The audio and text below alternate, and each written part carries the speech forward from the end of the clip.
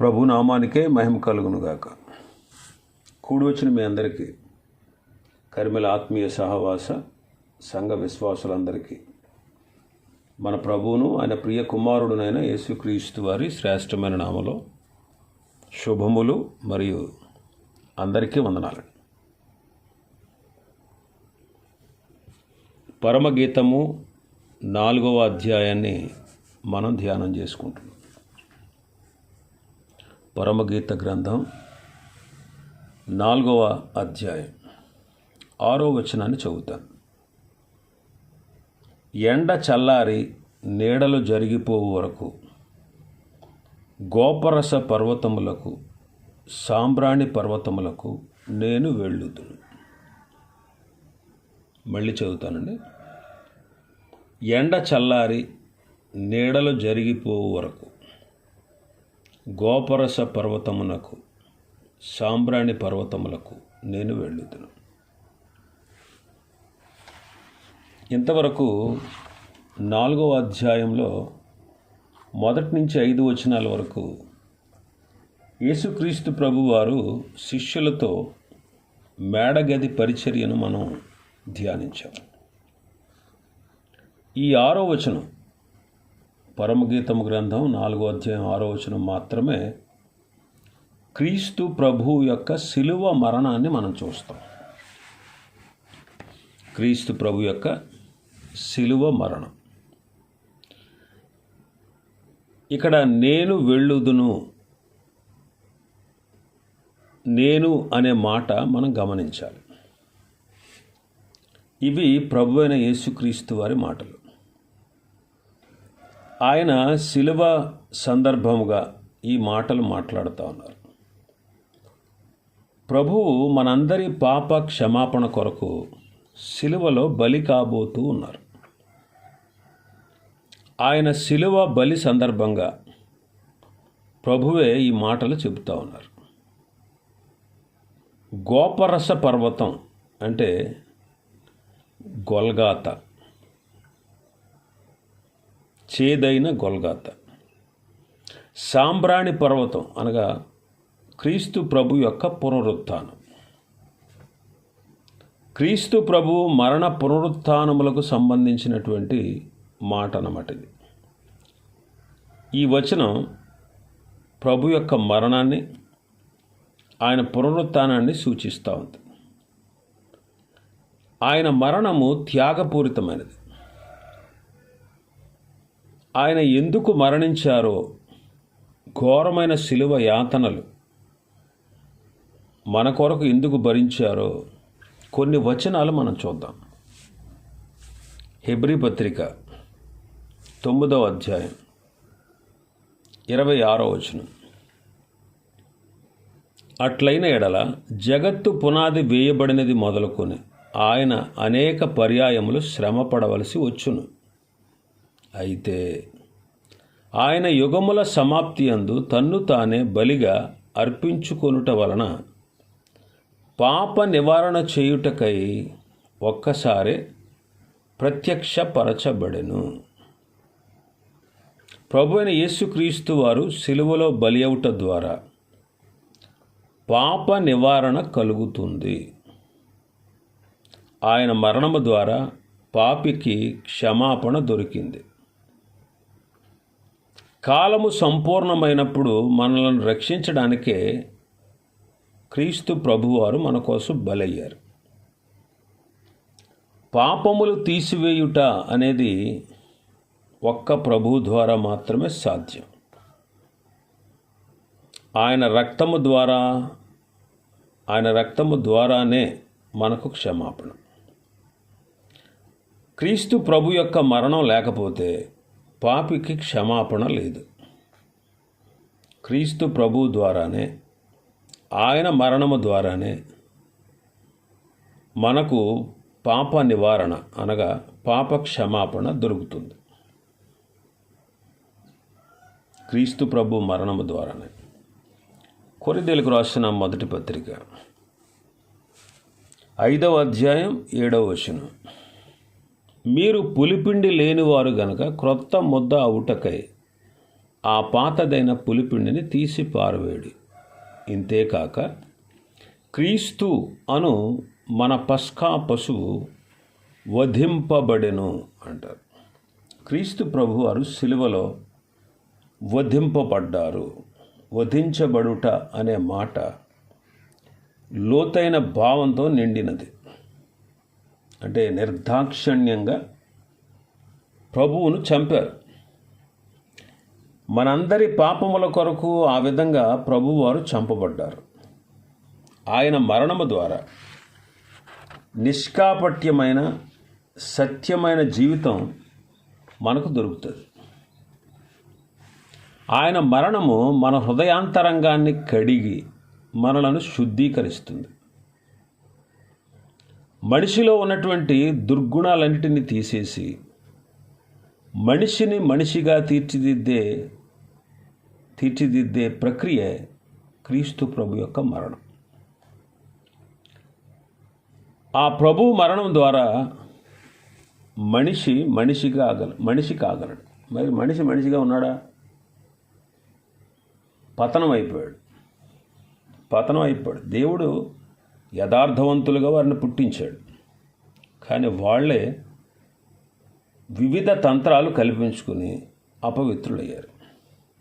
మళ్ళీ తిరిగి మనిషిని, అంటే దేవుడు మొదటిగా చేసినటువంటి మనిషికి ఏ లక్షణాలు అయితే ఉన్నాయో అలాంటి స్థితిలోనికి ప్రభువు నడిపించడానికే ఆయన మరణించారు.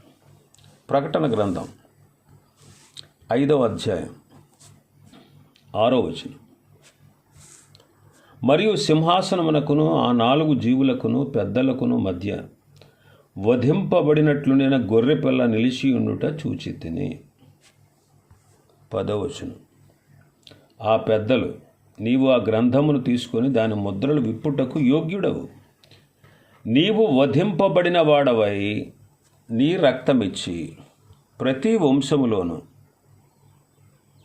ఆయా భాషలో మాట్లాడువారిలోను ప్రతి ప్రజలోను ప్రతి జనములోను దేవుని కొరకు మనుష్యులను కొని మా దేవునికి వారిని ఒక రాజ్యముగాను యాజకులను గాను చేసితివి గనుక వారు భూలోకమందు ఏలుదురని క్రొత్త పాట పాడుదురు. ఇక్కడ క్రీస్తు ప్రభు మరణము ద్వారా, ఆయన సిలువలో వధింపబడుట ద్వారా ఆయన పవిత్ర రక్తాన్ని చిందించారు. అటువంటి పరిశుద్ధమైనటువంటి ఆయన రక్తముతో ఆయన మనుష్యులను దేవుని కొరకు కొన్నాడు. ఒక పాపి పాపం నుండి విడిపించబడాలంటే, పరలోక రాజ్యం వెళ్ళాలంటే యేసుక్రీస్తు రక్తము కావాలి. యేసు సిలువ మరణం పొందాలి. ఇవి లేకుండా మానవునికి పరలోక రాజ్యం లేదు. ఆయన సిలువలో మరణించి తన అమూల్యమైన రక్తాన్ని చిందించి మనుష్యులను కొన్నాడు. వారికి నిత్య జీవాన్ని దయచేశాడు. పరలోకం చేరాలని మనుష్యులు ఎంతో ప్రయత్నం చేస్తూ ఉన్నారు. యేసుక్రీస్తు వారు మన కొరకు చనిపోయాడని, మన కొరకే రక్తాన్ని చిందించాడని, ఆయన యందు విశ్వాసం ఉంచకపోతే మనం పరలోకం చేరలేమని, మనకు పరలోక భాగ్యాన్ని ఇవ్వాలని ఆయన సిలువలో బలైపోయాడనే విషయాన్ని మనం గ్రహించాలి. ఆయన సిలువ మరణం, ఆయన రక్తం లేకపోతే మనకు పరలోక భాగ్యం లేదు. గలతీ పత్రిక 3వ అధ్యాయం 13వ వచనం. ఆత్మను గూర్చిన వాగ్దానము విశ్వాసము వలన మనకు లభించినట్లు అబ్రహాము పొందిన ఆశీర్వచనము క్రీస్తు యేసు ద్వారా అన్యజనులకు కలుగుటకై క్రీస్తు మన కోసము శాపమై మనలను ధర్మశాస్త్రం యొక్క శాపము నుంచి విమోచించెను. ఇందును గూర్చి మ్రానువేద వ్రాలాడబడిన ప్రతివాడును శాపగ్రస్తుడు అని రాయబడి ఉన్నది. ప్రభువైన యేసుక్రీస్తు వారు సిలువ వేయబడుటకు మనము మన పాపములే ప్రధాన కారణం. మనం శాపము క్రింద ఉన్నాం. ఎందుకంటే ఏదేను తోటలో ఆదాము అవ్వలు ఆజ్ఞను అతిక్రమించి పాపము చేసినందున ఆ పాపము యొక్క శాపము మనమంతా భరిస్తూనే ఉన్నాం. దేవునికి ఎడబాటుగా శరీర మరణాన్ని పొందుకుని తద్వారా ఆత్మీయ మరణం, నిత్య మరణం, ప్రభు ఎదుట అగ్ని గంధకాలతో మండు గుండములో పాలు పొందవలసినటువంటి ఆ శాపాన్ని మనమందరం భరిస్తూ ఉన్నాం. ఈ శాపము నుంచి మనల్ని విడిపించుటకు ప్రభువైన యేసుక్రీస్తు వారు ఈ లోకానికి వచ్చారు. ఆదాము పాపం చేసినందువల్ల దేవునికి వేరైపోయాడు. అలాగే యేసుక్రీస్తు ప్రభు వారు కూడా సిలువలో అంటారు, తండ్రి నీవేళ నా చెయ్యి విడిచితివి అంటే తండ్రికి దూరమై ఆయన కూడా ఆత్మీయ మరణం పొందారు. తర్వాత శరీర మరణాన్ని పొంది సమాధి చేయబడ్డారు. మరణము నుంచి, మరణము ద్వారా మరణము యొక్క బలాన్ని ముళ్ళును ముళ్ళుతోనే తీయాలన్నట్టుగా ఆయన మరణం పొంది రెండవ మరణపు అనే ముళ్ళును ఆయన విరిచేశారు. మరి ఆనాడు మానవుడు దేవుని నుండి వేరైపోయాడు, దేవుడిచ్చే ఆనంద సంతోషాలను కోల్పోయాడు, నిత్య నాశనానికి పాత్రుడయ్యాడు. ఇలాంటి శాపం ఆదామును బట్టి మనకు కూడా ఉంది. ఎందుకంటే మనం అందరం ఆదాములో నుండి వచ్చిన వారమే. ఇట్టి శాపము నుండి మనల్ని విడిపించుటకు ప్రభు ఈ లోకానికి వచ్చాడు. ఆయన శిలువపై మరణించి మనలను పాప శాపముల నుంచి విడిపించాడు. గలతీ పత్రిక 1వ అధ్యాయం 4వ వచనం. మన తండ్రి అయిన దేవుని చిత్త ప్రకారము క్రీస్తు మనలను ప్రస్తుతపు దుష్టకాలముల నుండి విమోచింపవలనని మన పాపముల నిమిత్తము తన్ను తాను అప్పగించుకునను. క్రీస్తు ప్రభు ఘోరమైన శ్రమలు అనుభవించి సిలువలో మరణించారు. సిలువపై ఆయన మరణించుటకు కారణం ఏంటంటే నశించే పాపులైన మన పట్ల ఆయనకున్న అపారమైన ప్రేమ. ప్రభు మనల్ని ఎంతగానో ప్రేమించారు. అందుకే తన పరలోకంలో తండ్రితో సమానంగా ఉండే సమానత్వాన్ని, సమస్తాన్ని విడిచి మన పాపముల కొరకై శరీరధారిగా వచ్చి మన కోసం శ్రమలు అనిపించారు. మన పాపము నిమిత్తం ఆయన మరణించాడు. మనలను, మన యొక్క పాప శిక్షను ఆయన మన కోసం భరించాడు. ఈ దుష్ట కాలంలో మనం దుష్టుడైనటువంటి సాతానుతో కలిసిపోయాం, దుష్టత్వంతో జీవిస్తూ ఉన్నాం. మన క్రియలు, మన ప్రవర్తన లోక మర్యాద చొప్పున నాశనమునకు సిద్ధమయ్యేవిగా ఉన్నాయి. ఇటువంటి నాశన పాత్రులమైనటువంటి మనందరి కొరకు ప్రభు మరణించారు. తీతు పత్రిక 2వ అధ్యాయం 14వ వచనం. ఆయన సమస్తమైన దుర్నీతి నుండి మనలను విమోచించి సత్క్రియల యందు ఆసక్తి గల ప్రజలను తన కోసం పవిత్రపరుచుకుని తన సొత్తుగా చేసుకున్నట్టుకు తను తానే మన కొరకు అర్పించుకొనెను. ప్రభువైన యేసుక్రీస్తు వారు మన జీవితాలను ఎరిగి ఉన్నాడు. మన జీవితము సమస్త విధములైన దుర్నీతితో నిండి ఉంది. ఈ దుర్నీతి మనలను ఈ లోకములో శాపగ్రస్తులుగాను భ్రష్టులుగాను చేసింది. అనేక సార్లు మనలో ఉన్న దుర్నీతిని బట్టి మనం సంతోషిస్తూ ఉంటాం, దాని అందే మనం ఆనందిస్తాం. దానివలన మనకు కలిగినటువంటి నష్టాన్ని మనం సరిగ్గా అంచనా వేయలేం. మన చెడుగు యందు మనం అతిశయించే దౌర్భాగ్య స్థితి అన్నమాట మనది. మన దుర్నీతి వల్ల, అక్రమ ప్రవర్తన వల్ల మనం ఎంత నష్టపోతున్నామో ప్రభువుకు తెలుసు. అలాంటి నష్టము నుండి, నాశనము నుండి మనల్ని విడిపించి నూతన జీవితంతో నింపాలని, ఆనందకరమైనటువంటి నిత్య రాజ్యాన్ని మనకు ఇవ్వాలని ప్రభువు మన కోసం చనిపోయారు. ప్రకటన గ్రంథం 1వ అధ్యాయం 5వ వచనం. ప్రకటన గ్రంథం 1వ అధ్యాయం 5వ వచనం. నమ్మకమైన సాక్షియు, మృతులలో నుండి ఆది సంభూతుడిగా లేచిన వాడును, భూపతులకు అధిపతి అయిన యేసుక్రీస్తు నుండి కృపా సమాధానములు మీకు కలుగునుగాక. మనలను ప్రేమించుచు తన రక్తం వలన మన పాపముల నుండి మనల్ని విడిపించిన వానికి మహిమ ప్రభావమును యుగయుగములు కలుగునుగాక. ఆమేన్. ఆయన మనలను తన తండ్రి యొక్క దేవునికి ఒక రాజ్యముగాను యాజకులను గాను చేశాను. పాప శుద్ధి జరిగించుటకు ప్రభు అయిన యేసుక్రీస్తు వారు సిలువలో బలి అయ్యాడని మనం నేర్చుకుంటున్నాం. ఆయన పరిశుద్ధ రక్తాన్ని సిలువలో మన కొరకు ధారపోశాడు. పరిశుద్ధిని రక్తము ద్వారానే పాపికి క్షమాపణ సాధ్యమవుతుంది. ప్రభువు రక్తము చిందించకపోతే పాపికి రక్షణ లేదు. అంతేకాక పాపి నిత్య నాశనంలోనే ఉండాలి. ఇట్టి దుస్థితి నుంచి మనల్ని తప్పించాలని ప్రభు అయిన యేసుక్రీస్తు వారు బలి అయ్యారు. ఈ వచనంలో విశ్వాసులను గురించి కూడా మనం చదువుతున్నాం. విశ్వాసులకు చెందినది. మనలను ప్రేమించుచు అనే మాటలో శిష్యుడైనటువంటి యోహాను గారు ఈ ప్రకటన గ్రంథాన్ని రాశాడు. ఆయన కూడా తన్ను తాను మనతో కలుపుకుంటున్నాడు. విశ్వాసి ద్వారా ఏదైనా తప్పు జరిగితే యేసు రక్తము ద్వారా మాత్రమే కడగబడాలి. పరిశుద్ధపరచబడిన హృదయంతో ప్రభుని స్తుతించి ఆరాధించాలి. ఇటువంటి నాశన పాత్రులమైనటువంటి మన నిమిత్తం ప్రభువారు కల్వరి కొండకు వెళ్ళి ఘోరమైన హింసలు భరించి మన కొరకు బలి అయి మనకు రక్షణను సిద్ధం చేశారు. రక్షణ అనుభవం ఎరగని వారు ఆయన శిలువ బలి యందు విశ్వాసముంచి రక్షించబడాలి. రక్షించబడిన వీరు ప్రభు యొక్క రక్తాన్ని అనుదినం ఆశ్రయించి శుద్ధీకరించబడుతూనే ఉండాలి. ఇంకా మన భాగంలోకి వస్తే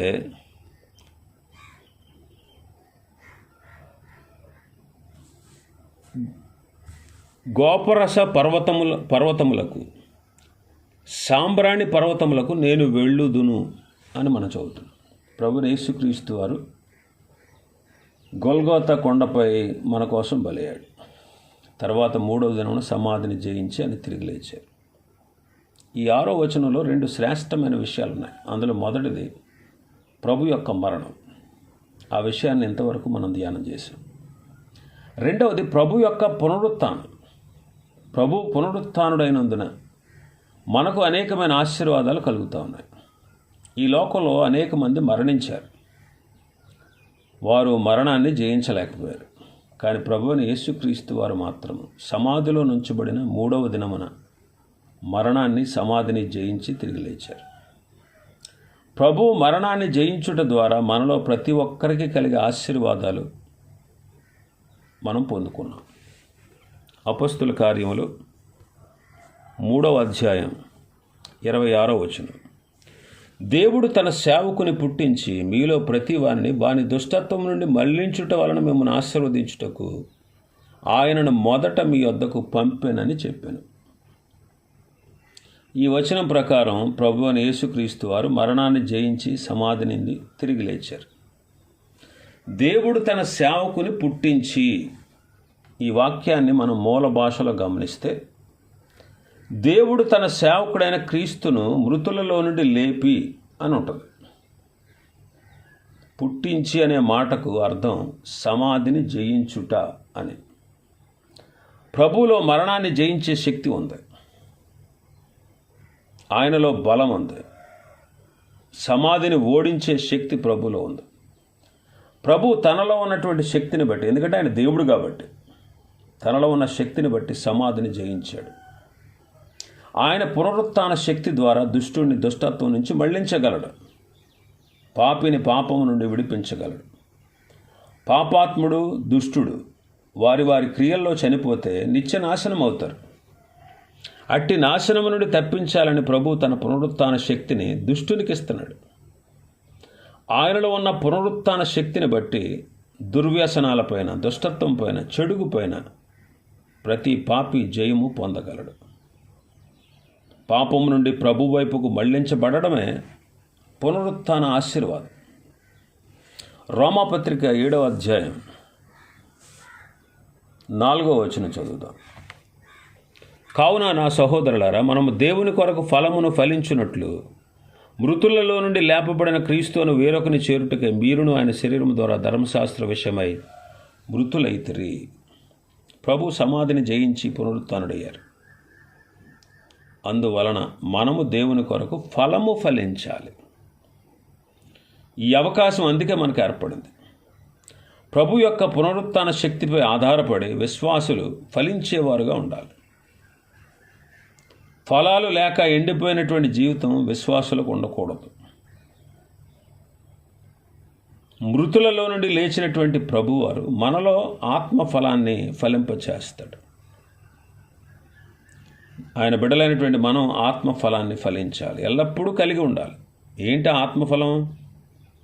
ప్రేమ, సంతోషం, సమాధానం, దీర్ఘశాంతం, దయాళత్వం, మంచితనం, విశ్వాసం, సాత్వికం, ఆశా నిగ్రహం.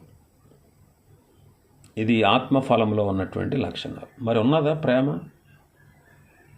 నీలో రక్షణను గూర్చిన ఉత్సాహం, సంతోషం ఉందా? సమాధానంగా ఉంటున్నావా అందరితో? దీర్ఘశాంతం ఉందా? దయ చూపిస్తున్నావా? నీలో మంచితనం ఉందా? విశ్వాసం ఉందా? శ్రమను సహించే, కీడును సహించే గుణమైన సాత్వికం ఉందా? ఆశలను నిగ్రహించుకోగలుగుతున్నావా? ఈ విధమైన ఆత్మఫలము ప్రభు మనలో పండించాలని చూస్తున్నాడు. మరి ఎలా సాధ్యమవుద్ది ఇది అంటే, ఆయన పునరుత్థాన శక్తి వల్ల మాత్రమే ఇది సాధ్యమవుతుంది. ప్రభు యొక్క పునరుత్థాన శక్తిపై ఆధారపడి మనము దేవుని కొరకు ఫలము ఫలించడమే పునరుత్థాన ఆశీర్వాదం. కొరింథీయులకు రాసిన 2వ పత్రిక 5వ అధ్యాయం 15వ వచనం. జీవించు వారికి మీదట తమ కొరకు కాక తమ నిమిత్తము మృతి పొంది తిరిగి లేచిన వాని కొరకే జీవించుటకు ఆయన అందరి కొరకు మృతి పొందనని నిశ్చయించుకొనుచున్నాము. ఈ వచనంలో ప్రభు పునరుత్థానుడయ్యాడని పౌలు తెలియజేస్తున్నాడు. జీవించు వారికి మీదట తమ కొరకు కాక తమ నిమిత్తము మృతి పొంది తిరిగి లేచిన ప్రభు కొరకే జీవించాలి. ప్రభు కొరకు జీవించడం కష్టం కాదు. ఆయన కొరకు జీవించడం సాధ్యపడదని కొందరు భావిస్తూ ఉంటారు. ఆయన కొరకు జీవించడం ఈ లోకంలో సాధ్యపడదు అని కొందరి అభిప్రాయం. ప్రభువు పునరుత్థాన శక్తి మనకు సమృద్ధిగా ఉంది కనుక ప్రభు కొరకు జీవించడం అసాధ్యం కాదు, కష్టమేమీ కాదు. ప్రభు కొరకు జీవించడమే ఆనందదాయకం, ఆశీర్వాదం. స్వార్థం కోసం, శరీరిచ్చల కోసం మన జీవితాన్ని పాడు చేసుకుని మన జీవితాన్ని నాశనం చేసుకోకూడదు. మన జీవితాన్ని పూర్తిగా దేవునికి సమర్పించి ఆయన మహిమ కొరకు జీవించడమే పునరుత్థాన ఆశీర్వాదం. ఎఫెసీ పత్రిక 1వ అధ్యాయం 20వ వచనం నుంచి, ఆయన ఆ బలాతిశయమ చేత క్రీస్తును మృతుల్లో నుండి లేపి సమస్తమైన ఆధిపత్యం కంటేను, అధికారము కంటేను, శక్తి కంటేను, ప్రభుత్వం కంటేను, ఈ యుగమునందు మాత్రమే కాక రాబో యుగమునందు పేరు పొందిన ప్రతి నామము కంటేను ఎంతో హెచ్చుగా పరలోకమందు ఆయనను తన కుడిపార్శ్వమున కూర్చుండబెట్టుకుని ఉన్నాడు. మరియు సమస్తమును ఆయన పాదముల క్రింద ఉంచి సమస్తము పైని ఆయనను సంఘమునకు శిరస్సుగా నియమించాను. ఆ సంఘము ఆయన శరీరము, సమస్తమును పూర్తిగా నింపుచున్న వాని సంపూర్ణతయునై ఉన్నది. ప్రభు మృతుల్లో నుండి లేచాడని ఈ వచనం సెలవిస్తూ ఉంది. ఆయన మరణాన్ని జయించి పరలోకమందు భూమి మీద అన్ని నామముల కంటే పైనామంగా హెచ్చింపబడ్డాడు. సంఘానికి ఆయనే శిరస్సుగా ఉండి ప్రతి విశ్వాసిని ఆయన నడిపిస్తాడు. శిరస్సుకు శరీరం లోబడినట్లుగా దేవుని బిడ్డలైనటువంటి మనం కూడా ప్రభువుకు అన్ని విషయాల్లో లోబడాలి. ఆయన మనతో చెప్పినట్లు మనం ప్రతి విషయం చేయాలి. అబ్రహాము తన కుమారుని ప్రభువునికి అర్పించే విషయంలో కూడా దేవునికి లోబడ్డాడు. అబ్రహాము చేసినటువంటి పని ఎంతో త్యాగపూరితమైనది. అది అసామాన్యమైనటువంటి విషయం. అయినా సరే శిరస్సుకు లోబడ్డాడు. లోబడడానికి ప్రభు తన పునరుత్థాన శక్తిని ఇప్పుడు మనకు ప్రసాదిస్తున్నాడు. మనం దేవునికి ఎప్పుడు లోబడాలన్నా మనకు శరీరం అడ్డొస్తుంది, లోకం అడ్డొస్తుంది, సాతాను అడ్డొస్తాడు. వాటిని జయించడానికి ప్రభు మనకు పునరుత్థాన బలాన్ని ఇస్తాడు. మనం ప్రభువును హత్తుకున్నప్పుడు పాపేచ్ఛలను, శరీరేచ్ఛలను, లోకేచ్ఛలను, సాతాను తీసుకొచ్చేటువంటి పాపపు తలంపులను పునరుత్థాన శక్తి ద్వారా మనం జయించగలం. రోమాపత్రిక 4వ అధ్యాయం 25వ వచనం. ఆయన మన అపరాధముల నిమిత్తం అప్పగింపబడి మనము నీతిమంతులుగా తీర్చబడుటకై లేపబడెను. క్రీస్తు ప్రభు సమాధిని జయించి తిరిగి లేచుట ద్వారా మనం నీతిమంతులుగా తీర్చబడుతున్నాము. మనలో ఘోరమైన పాపం ఉంది. ఇట్టి పాపంతో పరలోక రాజ్యంలో ప్రవేశించలేం. అయితే ప్రభు యొక్క రక్తం, ఆయన పరిశుద్ధ రక్తం, ఆయన పునరుత్థాన శక్తి మనలను ఆవరించి ఉన్నందున మనలో ఉన్న ఏ దుష్టత్వం కూడా దేవునికి కనిపించదు. మన వైపు దేవుడు చూచినప్పుడు మనలను ఆవరించిన యేసుక్రీస్తు రక్తాన్ని దేవుడు చూస్తాడు. మనం నీతిమంతులుగా తీర్చబడతాం. యేసు రక్తాన్ని చూచాక మన పాపాన్ని ఆయన చూడడు. ఇంకా జీవితాంతం మనం నీతిమంతులుగా ఉంటాం. ప్రభు యొక్క మరణ పునరుత్థానంలో విశ్వాసం ఉంచి మనం నీతిమంతులం అవ్వాలి. అనేక మంది దేవుని రాజ్యం చేరుకోవాలని నీతి కార్యాలు, పుణ్య కార్యాలు చేస్తారు. భూదానం, అన్నదానం, వస్త్రదానం, ఎన్నో ఉపవాసాలు, జాగరణలు చేస్తారు. వీటి ద్వారా నీతిమంతులం అవుతామని వారి యొక్క భావన.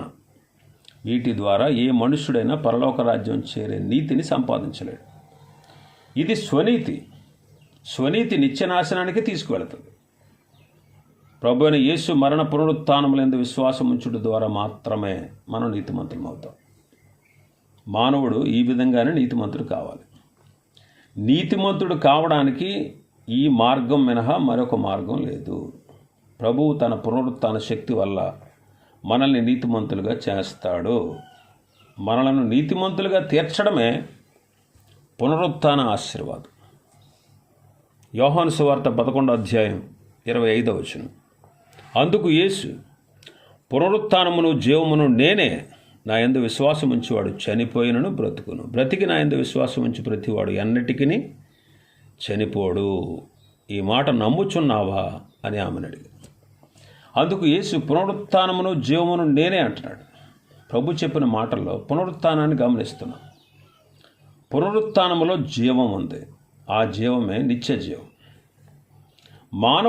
ఆది మానవుడు ఆదాము పాపం చేసినప్పుడు జీవాన్ని కోల్పోయాడు. వాని నాసికారంధ్రములో జీవవాయువు ఊదాడు. అంటే వాయువే కాదు, జీవవాయువు ఊదాడు ఆయన. జీవం ఉంది. జీవం అంటే దేవునితో ఉండే కనెక్షన్ అన్నమాట. దేవునితో ఉండేటువంటి అనుబంధం. ఆ జీవాన్ని మానవుడు పాపం చేసి కోల్పోయాడు. ప్రభు మనకి ఏది అనుగ్రహించినా అది ఆత్మ సంబంధమైనది కనుక నిత్యం ఉంటుంది. ప్రభువు మనకిచ్చే నిత్య ఆశీర్వాద దానాల్లో నిత్య జీవం ప్రధానమైనది. ప్రభు బిడ్డలైనటువంటి మన కొరకు నిత్యత్వాన్ని ప్రభువు సిద్ధంగా ఉంచాడు. ఆయన ఇచ్చేటువంటి జీవం తాత్కాలికమైనది కాదు, అది శాశ్వతమైనది.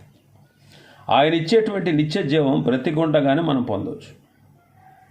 పరలోక రాజ్య భాగ్యం ప్రభువును నమ్మిన వెంటనే మన హృదయాల్లోకి వస్తుంది. మనం ధైర్యంగా నిత్య జీవం గలవారమై ప్రభు రాజ్యం కొరకు ఎదురు చూడవచ్చు. ప్రభు ఇచ్చేటువంటి శాశ్వత జీవం మన హృదయంలో ప్రవేశిస్తుంది. అది ప్రవేశించినట్లుగా మనకు అర్థమవుతుంది. అది ప్రవేశించినటువంటి ఆనందం మనం పొందగలుగుతాం. నిత్య జీవం మనలో ఉందని మాటల్లో మనం చెప్పగలం. మనం ఒకప్పుడు నిత్య నాశనానికే పాత్రులు. ఈనాడు మనం యేసుక్రీస్తు ప్రభు ద్వారా కేవలం ఆయన యొక్క పునరుత్థానం వల్ల మనం నిత్య జీవాన్ని పొందగలుగుతాం. నిత్య జీవం మనకు ప్రభు యొక్క పునరుత్థాన ఆశీర్వాదం అన్నమాట. ఇంకా మనం చూస్తే తెస్సలోనికీయులకు రాసిన మొదటి పత్రిక 4:14. యేసు మృతి పొంది తిరిగి లేచినని మనం నమ్మిన ఎడల అదే ప్రకారము యేసునందు నిద్రించిన వారిని దేవుడు ఆయనతో కూడా వెంటబెట్టుకుని వచ్చును. యేసు మృతి పొంది తిరిగి లేచిన క్రీస్తు ప్రభు యొక్క పునరుత్థానాన్ని గూర్చి ఈ వచనం సెలవిస్తూ ఉంది. ఆయన పునరుత్థానుడయ్యాడు అంటే మరణాన్ని జయించాడు, సమాధిని గెలిచాడు. ఆయన యందు విశ్వాసం ఉంచి రక్షించబడిన వారు అనేకులు మరణించారు. ప్రభు మధ్యాకాశంలోకి వచ్చినప్పుడు వారు కూడా మరణాన్ని, సమాధిని జయించి తిరిగి లేస్తారు. ప్రభు సమాధిని జయించి తిరిగి లేచాడు గనక ఆయన యందు విశ్వాసం ఉంచి సమాధుల్లో నిద్రించే విశ్వాసులు కూడా తిరిగి లేస్తారు. నిమిషంలో, రెప్పపాటులో ప్రభు మధ్యాకాశంలోకి రాగానే విశ్వాసులు పునరుత్థానులు అవుతారు. ఎందుకంటే ప్రభు పునరుత్థానుడయ్యాడు కనుక ఆయన బిడ్డలకు కూడా పునరుత్థానం ఉంది. ఇదే మన శుభ నిరీక్షణ. ఇదే మన పునరుత్థాన ఆశీర్వాదం.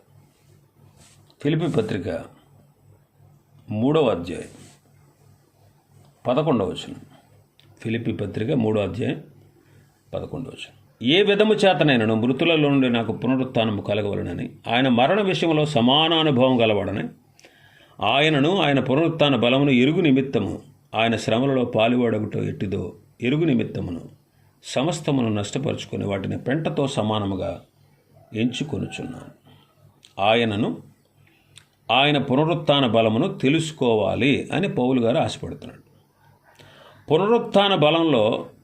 పునరుత్థానంలో ప్రభు యొక్క బలం ఇమిడి ఉంది. బలహీనుడిగా ఆయన మన కొరకు మరణించాడు, కానీ బలవంతుడైన దేవుడుగా ఆయన మరణాన్ని జయించాడు. మనలో ఉన్న బలహీనతలను తీసివేసి మనకు బలాన్ని చేకూర్చే శక్తి ప్రభు పునరుత్థానంలో ఉంది. కొందరు విశ్వాసులు ఎల్లప్పుడూ కూడా బలహీనతల్లోనే ఉంటారు. అనేకమైన బలహీనతలు వారిని విడిచిపెట్టవు. మార్పు లేని జీవితాన్ని జీవిస్తే వారికి ఉన్న బలహీనతలు మార్పు పొందిన తర్వాత కూడా కనిపిస్తాయి. ఇటువంటి బలహీనతలు పొందినటువంటి విశ్వాసులు ప్రభు పునరుత్థాన బలాన్ని అనుభవించాలి. అనుభవించినప్పుడే బలహీనతలపైన జయం కలుగుతుంది. ఓడిపోయిన విశ్వాసులను పునరుత్థాన బలం వల్ల జయం పొందగలరు. ఎందుకంటే ప్రభు యొక్క పునరుత్థాన శక్తి మనల్ని బలవంతులుగా చేస్తుంది. ఇంకా మనం బలహీనతల్లో ఉండాల్సిన అవసరం లేదండి. అన్ని విధాలా మనం బలహీనతలను జయించి బలవంతులుగా జీవించడమే పునరుత్థాన ఆశీర్వాదం. ఇది ఈ వచనం యొక్క వివరణ. ఇంకా మిగిలిన వచనాలు ప్రభు చిత్తమైతే రేపు దినం మనం ధ్యానం చేసుకుందాం.